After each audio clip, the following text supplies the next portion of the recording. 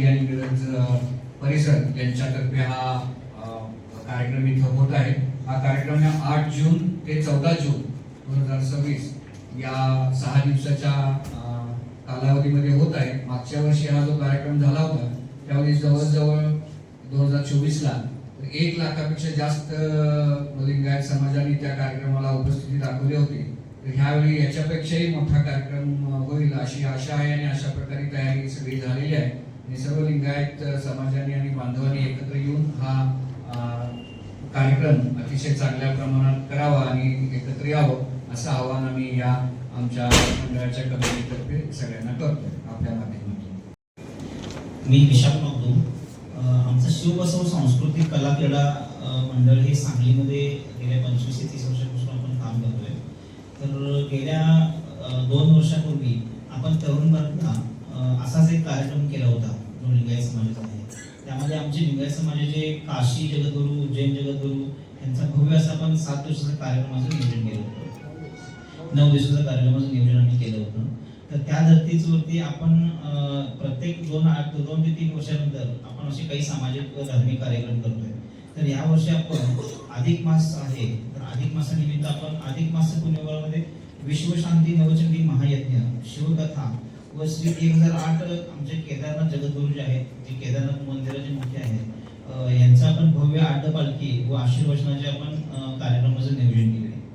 तर हा जो कार्यक्रम आहे हा दिनांक 8 जून ते 14 जून या कालावधीमध्ये तरुण भारत स्टेडियम सांगली इथे आपण हा संपन्न करतोय। तर ह्या कार्यक्रमाचं जी सुरुवात आहे ती 8 तारखेला सकाळी 8 वाजता आपलं ध्वजारोहण आपण ही कार्यक्रमाची सुरुवात करतोय आणि 8 तारखेपासून 11 तारखेपर्यंत 4 दिवस जे आहेत हे आपण विश्वशांतीसाठी नवचंडी यज्ञाचं आपण नियोजन केलेलं आहे।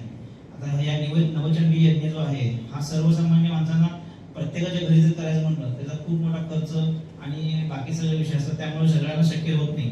तर आपण विश्वशांतीसाठी 4 दिवस सकाळी 8 ते 12 ह्या कालावधीमध्ये आपण नवचंडी यज्ञाचं आयोजन केलेलं आहे।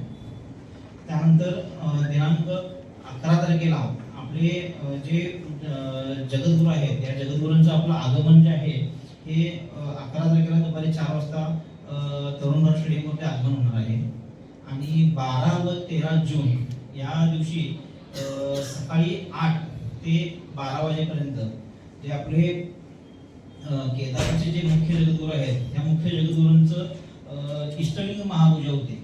तर ही इष्टलिंग महापूजा जी आहे ही केदारनाथ जगद्गुरूंची खूप फेमस आहे। तसं कारण जशी कैलासामध्ये प्रत्यक्षामध्ये शिवलिंग पूजा होते त्या धर्तीवरती जवळजवळ 3 ते 4 तास हे केदारनाथ जगद्गुरूंची इष्टलिंग पूजा चालते।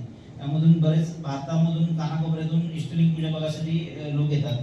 तर हे आपण इष्टलिंग पूजा झाल्यानंतर मुख्य दिवस आमचा दिनांक 14 तारखेला आहे। 14 तारखेला आपण लिंगायत समाजाची जे दीक्षाविधी असते, अय्याचार व दीक्षाविधी असतो, त्या दीक्षाविधीचं आपण नियोजन केलेलं आहे। तर 14 तारखेला सकाळी 8 ते 12 या कालावधीमध्ये आपण अय्याचार व दीक्षाचा विधी कार्यक्रम करतोय आणि 14 तारखेला संध्याकाळी 4 वाजता श्री गुरुभ्यो नमः। वीरशैव लिंगायत या समाजाच्या वतीनं आणि शिवबसव कला क्रीडा सांस्कृतिक संस्थेच्या निमित्तानं सांगली या गणेशच्या नगरीमध्ये तरुण भारत स्टेडियममध्ये हा कार्यक्रम संपन्न होणार आहे।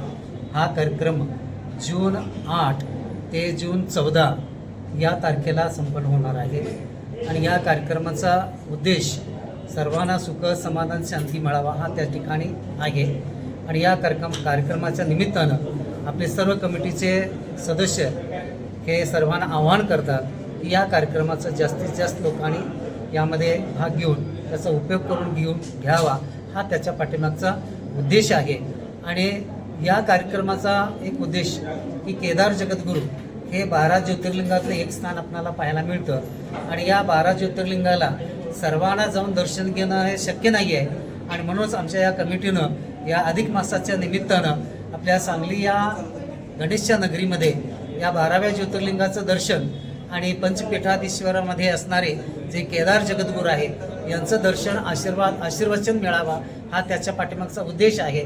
आणि दुसरा उद्देश जो आहे तो म्हणजे वीरशैव लिंगायत धर्मामध्ये जे आपल्याला 16 संस्कार पाहायला मिळतात, त्या 16 संस्कारामध्ये जो तुम्हाला सांगतो ना संस्काराचा राजा म्हणून घेतलेला आहे असा जो शिवदीक्षावधी संस्कार आणि अय्याचार हा संस्कार फार मोठ्या प्रमाणामध्ये होणार आहेत की 2024 या सालामध्ये हा संस्कार आम्ही तरुण भारत स्टेटमध्येच घेतला होता.